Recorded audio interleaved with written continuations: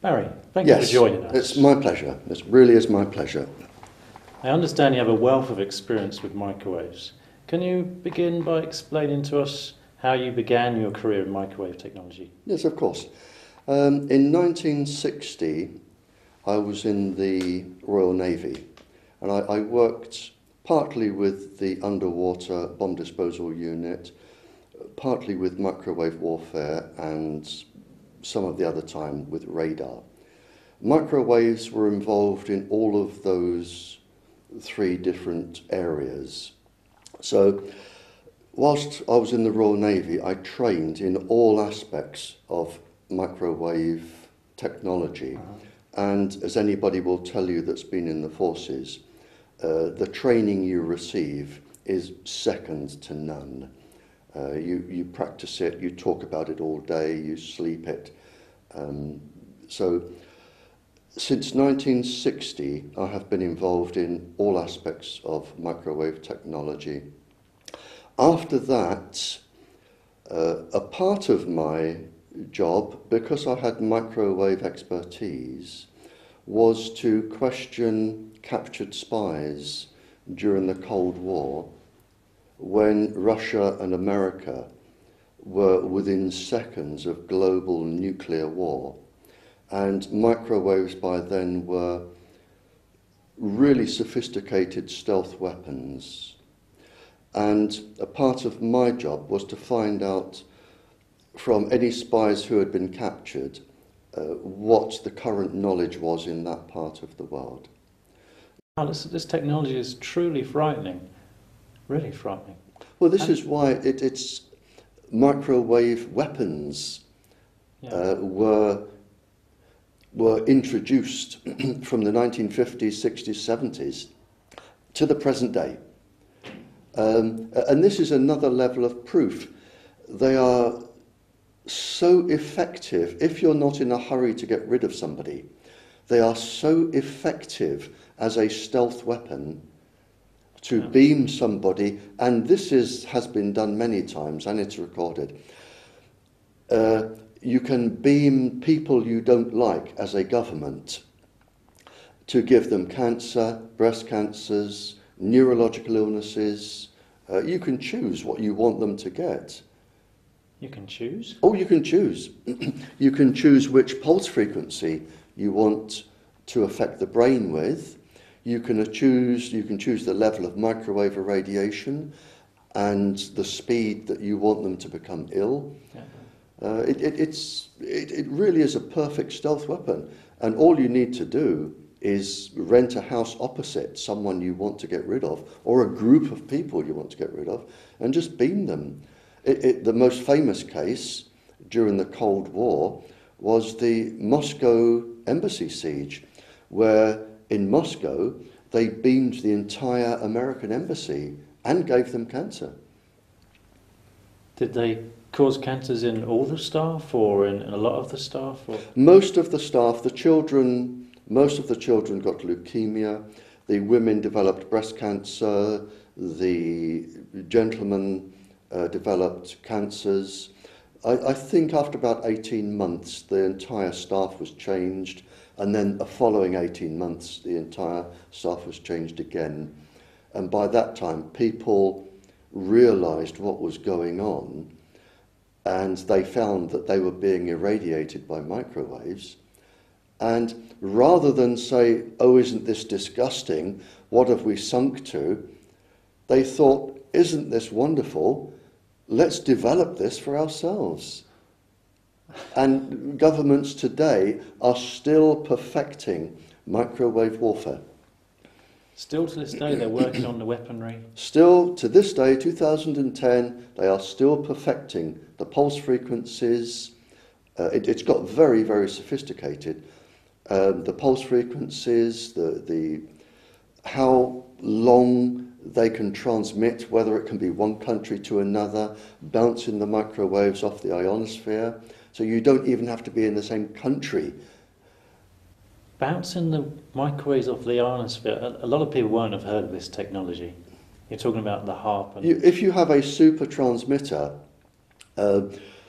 the microwaves, if you beam them, it's only a simple basic trigonometry. Yeah. But let's say I want to bring economic ruin to a country that grows all of the world's wheat. Right. Okay? All I have to do is beam microwaves up to the ionosphere, which is like an invisible cloud around the planet, an ion cloud around the planet. The microwaves going up at a set angle will reflect off down onto this country. And if I continuously beam the wheat in this field, or the cattle, or the sheep, I can reduce the immune system of the plants so that they won't be healthy and they will die, and I can stunt their growth, and I can bring economic ruin to that country. I can harm all of the animals, the cows, the sheep. It's so easy to do. You only have to push a button, and you can bring economic ruin to a country. Which countries have this technology already available? Is it all the countries in the world or just a couple of them? It may not be a wise Thing to say on a live broadcast, but you can take my word for it that I know at least 2 super transmitters in the world that have this capability, and there are probably more in areas that I do not have access to and I cannot go to. But I know there are at least 2. I need to just go back a little bit now. Of course, yeah. Back to your early days in the military. Mm-hmm. This technology was used by the British government? Oh, okay, Sorry, I can see where you're going. It was right, used okay. by the British yeah. government against terrorist we groups? we have 8,300 papers. I have knowledge of 2,300 myself.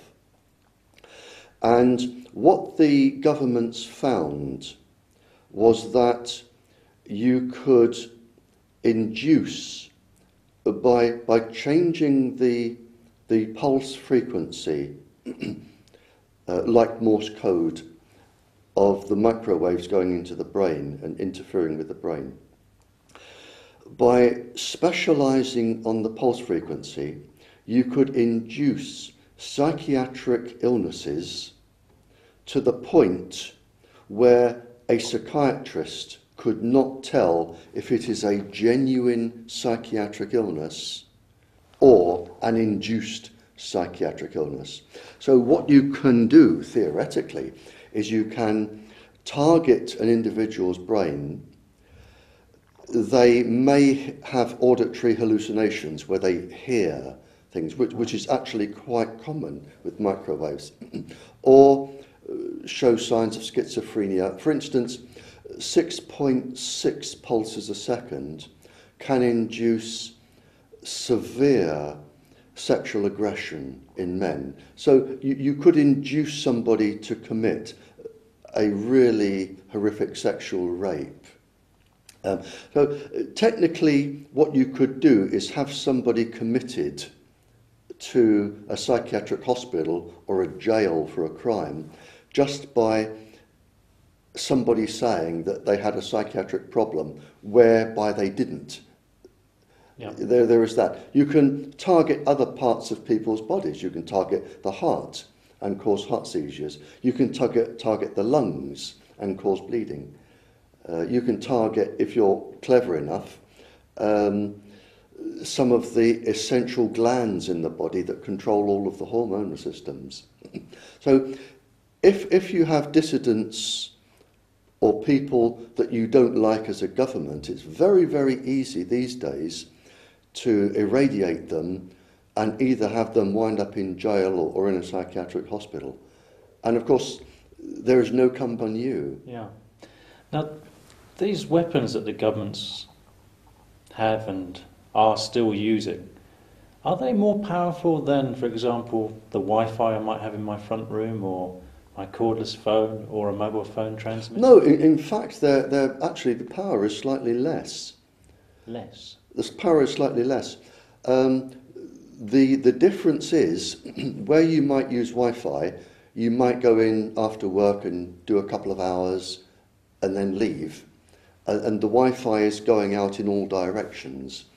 Here, they are targeting you probably with a beam. And Right. it is on you all day. It can follow you everywhere you go, and it can target you when you're asleep as well. So you're really getting a concentrated dose.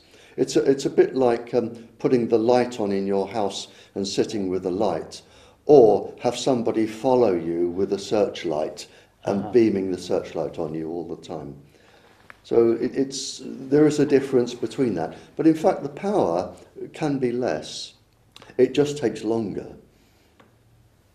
One specific paper from the government that lists all of the illnesses that you can get from microwave sickness, including severe neurological disorders.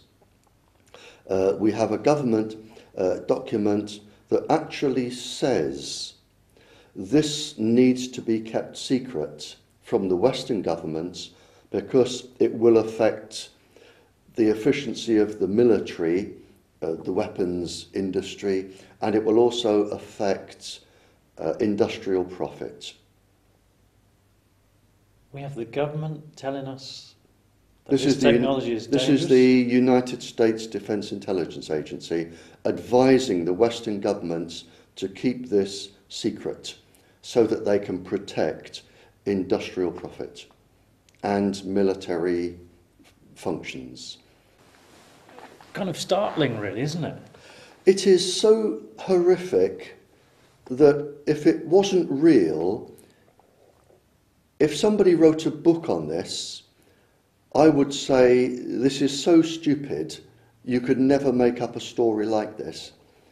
And it all goes back. It goes back to the 50s, the 60s and the 70s, when microwaves were found to be such a perfect weapon and so dangerous to the military that the United States Defense Intelligence Agency told the Western governments to keep this quiet. And they did. And this is why we have this. We have documents that show that governments pay people to experiment on people against their wishes. Well, not against their wishes, without even telling them. So, and we have all this information going back to 1976. Everything was known by 1976. Everything. We needed no more proof, no more research, nothing was needed. And we have drawn up in this country, the Nuremberg Treaty. And the Nuremberg Treaty was signed by all of the nations of the world. And it is a very specific treaty. And what it says is that no human being will be experimented upon without his or her consent. And before they give consent, they have the legal right to understand all of the implications, the health problems, the future health problems, and they have the legal capacity to say no. And where this is relevant here is that there is only one exception with the Nuremberg Treaty, and that is a doctor such as yourself may experiment on his or herself only. That is the only exception. It is section 5. So no human being is allowed to be experimented upon